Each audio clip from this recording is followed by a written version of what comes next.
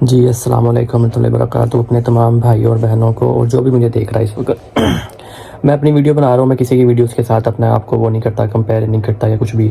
ٹھیک ہے, میرا یہ سمجھ لیں نیو ایک پہلی ویڈیو ہے, فرسٹ ویڈیو ہے. میں آپ کو اپنا استغفر اللہ کا جو ہے میریکل آپ کے ساتھ شیئر کروں گا جو میرے ساتھ ہوا, اور جو بھی ہے ساری سٹوری آپ کو بتاؤں گا میں اس میں. میں شروع کرتا ہوں کہ میں جب پاکستان میں تھا میں بہت ہی زیادہ جسے کہتے ہیں نا ڈپریشن میں تھا کہ میں نے باہر جانا ہے, کوئی زندگی نہیں ہے پاکستان میں. بہت زیادہ حالات خراب تھے. آج سے 2 سال پہلے کی بات ہے یہ.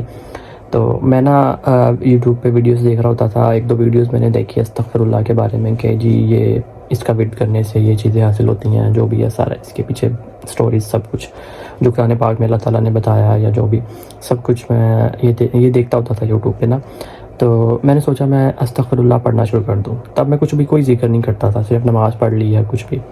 تو میں نے نا استغفر اللہ پڑھنا شروع کر دیا, میری عادت بن گئی. تو استغفر اللہ پڑھتا تھا, میرا دل بھی خوش رہتا تھا, میں خود بھی خوش, میرے کام بھی ہوتے تھے. جب میں نہیں پڑھتا تھا تو میرے پاس سختیاں آنے لگ جاتی تھی یا جو بھی تھا. ٹھیک ہے, تو اب میں نے باہر آنا تھا. مجھے کوئی اچھا جو ہے نا وہ اچھا کنسلٹنٹ نہیں مل رہا تھا جو میری کنسلٹنسی کرے اور مجھے جو ہے وہ ان چیزوں سے نکالے باہر. تو بس استغفر اللہ پڑھتا گیا, اللہ نے وسیلہ بنایا, مل گیا. میں اس کے پاس گیا. میں اصل میں شاہدرہ میں میری رہائش تھی اور وہ تھا ڈیفینس کا DHA. 1 گھنٹے کا فاصلہ, مطلب ادھر سے نا لاہور کا اپوزٹ ہی ہے سمجھ لیں آپ. تو اب کیا ہوا, اب میں اس کے پاس گیا اور میں نے اپنا کام شروع کروایا. اب میرا کام سٹیپ بائی سٹیپ سارا شروع ہوتا گیا. جب بھی میں اس کے پاس جاتا استغفر اللہ پڑھتا. اس طرح کرتے کرتے میں نے اپنا لینگویج کا جو ہے وہ ٹیسٹ پاس کیا. الحمدللہ, اللہ کا جتنا شکر ادا کیا جائے اتنا کم ہے. لینگویج کا ٹیسٹ پاس کیا اپنا کسی طریقے سے. پھر اس کے پاس جاتا, پھر میرا کام ہو جاتا. اللہ کا شکر ہے میں سارے راستے استغفر اللہ بیٹھتے اٹھتے پڑھتا رہتا تھا. تو ایک دن میں نے سوچا کہ کیوں نہ میں آج استغفر اللہ نہیں پڑھتا اور میں ویسے ہی جاتا ہوں اس کے پاس. کچھ کام تھا بڑا ضروری, باہر کا ہی تھا, کچھ ڈاکومنٹ اس کو دکھانے تھے. میں چلا گیا, میں نے پڑھا ہی نہیں. اور آپ یقین نہیں کریں گے کہ میں وہاں سے مایوس لوٹا. مطلب پریشان آیا کہ یار یہ میرا کام نہیں ہوا, فلانا نہیں ہوا, مجھے استغفر اللہ پڑھنا چاہیے تھا, میرے کام ہو رہے تھے, ہر بندہ خوش تھا میرے سے. تو پھر نیکسٹ ڈے میں نے استغفر اللہ پڑھا. میں بڑا پریشانی کی حالت میں اپنے ڈاکومنٹس لے کر گیا, اپنی محنت کی اس پہ کسی طریقے سے, اس کے جو بھی تھا. تو وہ میرا کام ہو گیا. میں بڑا حیران ہو گیا. تو میں نے کہا اب میں نے یہ نہیں چھوڑنا استغفر اللہ. میرے جو فادر ہیں نا وہ اصل میں ہوتے ہیں فرانس میں. ٹھیک ہے, تو یہ میں نے اس لیے آپ کو پہلے بتا دیا کہ یہ اس سے میریکل سے نا تھوڑا سا جڑا ہوا ہے یہ. تو وہ مجھے کہتے تھے تم فرانس آ جاؤ بیٹا, تم کہتے میں نے لنڈن جانا ہے. میں نے کہا نہیں ابو جی, میں نے جانا ہی لنڈن ہے, میں نے لنڈن ہی دیکھنا ہے, مجھے نہیں پتا. تو پھر بس شروع ہو گیا کام. تو سٹیپ بائی سٹیپ سارا کچھ ہو گیا. اب پیسے ظاہر سی بات ہے لگ رہے تھے پیسے. ابو تھوڑے سے ناراض سے, انہوں نے مجھے پیسے دیے, لیکن تھوڑا سا نا جسے کہتے ہیں نا وہ ہاتھ کھینچ لیا میرے سے نا. میں استغفار پڑھتا گیا. تو میں نے کسی سے اپنے کزن وغیرہ سے, اپنی مدر میری نا بہت مجھ سے پیار کرتی ہیں, مائیں تو کرتی ہیں اپنے بچوں سے پیار, چاہے وہ جیسے بھی ہو جائیں, لیکن وہ میری اصلاح بھی کرتی رہتی تھی. تو اب اپنے کزن سے میں نے ادھار لے لیے پیسے, اور کچھ اپنے ابو سے لیے, کچھ گھر کی سیونگ کر کے تو میں آ گیا باہر. تو ادھر آ کے مجھے بڑی ہی ڈیفیکلٹیز کا سامنا ہوا, بہت زیادہ جسے کہتے ہیں. لیکن میں نے استغفار نہیں چھوڑا. استغفار میں پڑھتا گیا دل میں. مجھے اکوموڈیشن مل گئی, مجھے سب کچھ مل گیا, مجھے ایک جاب ملی. لیکن نا ایسا تھا کہ جو میں کما رہا تھا نا وہ سمجھ لیں کہ میرے اتنے ایکسپینس تھے, اتنے اخراجات تھے میرے, کہ وہ اسی میں لگی جا رہے ہیں. جو کما رہا ہوں اسی میں, پیچھے نہیں بھیجنا, اب اسی میں لگی جا رہے ہیں. میں بڑا پریشان استغفار پڑھتا تھا, اور میں سوچتا تھا اتنا زیادہ میرے پر قرضہ چڑھ گیا ہے, 8-10 لاکھ کا قرضہ میرے پر چڑھ گیا.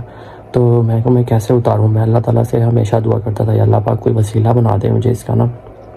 تقریباً مجھے یہاں پہ آئے کوئی 1.5 ہفتہ یا 2 ہفتے ہوئے ہوں گے. تو مجھے قرضوں کی بہت ٹینشن تھی, میں کیسے اتاروں گا. لیکن یہی ہے کہ میں استغفار پڑھتا گیا اور دل میں دعا کرتا رہا اللہ تعالیٰ سے.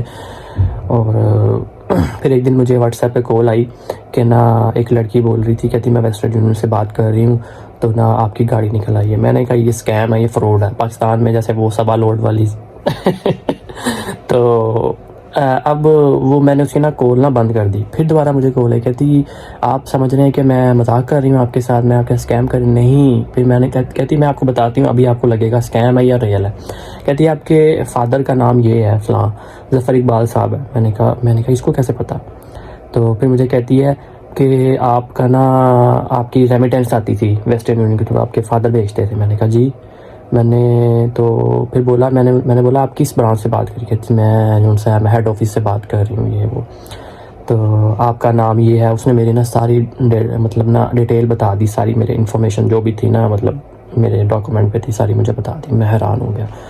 تو میں نے اپنے جو ہے نا اپنے کزن کو کال کی. میں نے کہا یار مجھے ایسے کال آئی ہے, یہ فراڈ ہے یا اسکیم؟ وہ کہتا ہے یار زیادہ تر نا اسکیم ہوتے ہیں, ان کو پتہ سارا کچھ ہوتا ہے لیکن اسکیم. میں نے کہا نہیں, ایسا نہیں ہو سکتا کہ اس کو یہ بھی پتہ ہو کہ میرے فادر باہر ہیں, ہیڈ آفس سے کال آ رہی ہے یہ وہ. اتنا وہ کانفیڈنس کے ساتھ بول رہی ہے مجھے.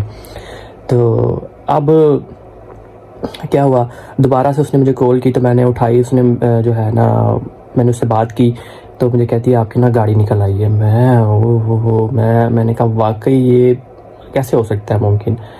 تو پھر میں نے اپنی مدر کو کال کی. وہ بڑی خوش ہوئی, بہت خوش ہوئی. میں کہتی پہلے نا اچھے طریقے سے دیکھ لو کہ یہ واقعی ہے بھی یا نہیں. اصل میں نا ہم پاکستانیوں کا یہی ہوتا ہے کہ یہ فراڈ ہی ہے, پر پاکستان میں ہر چیز تو فراڈ چل رہی ہوتی ہے. تو پھر اپنے کزن سے پتہ کروایا, وہ واقعی نکلی, گاڑی نکل آئی تھی وہ آلٹو کی. وہ آپ دیکھیں گے بھی جو ہے نا فراز ظفر کے نام کی نیوز بھی چل رہی ہوگی میرے نام کی جو ہے نا. میں آپ کو لاسٹ میں نا ایک دو پکچر بھی شیئر کر دوں گا. آپ کو یہ نہ لگے کہ میں کوئی اللہ معاف کرے اس طرح کی کوئی کہانی بنا کے آپ سے شیئر کر رہا ہوں. نہیں, ایسی بات نہیں ہے. تو اب جو ہے وہ سب کچھ ہوا. پھر انہوں نے بولا کہ آپ تو اب یو کے میں بیٹھے ہوئے ہیں, ہم آپ کو کیسے دیں؟ میں پھر پریشان. پھر میں نے استغفار پڑھا کہ اللہ پاک اب اگر نکل ہی آئی ہے تو مجھے مل تو جائے نا ایٹ لیسٹ. تو میں استغفار پڑھنا شروع کیا. پھر میں نے ان سے جو ہے کمیونیکیٹ کیا کہ میں ایسے ہوں, میری ایٹ لیسٹ میری مدر تو ہے نا وہاں پہ, آپ ان کو جو ہے وہ ریسیو کر لیں گی. تو پھر انہوں نے بولا کہ ٹھیک ہے آپ کی مدر ہیں تو پھر تو ہم ان کو دے دیں گے.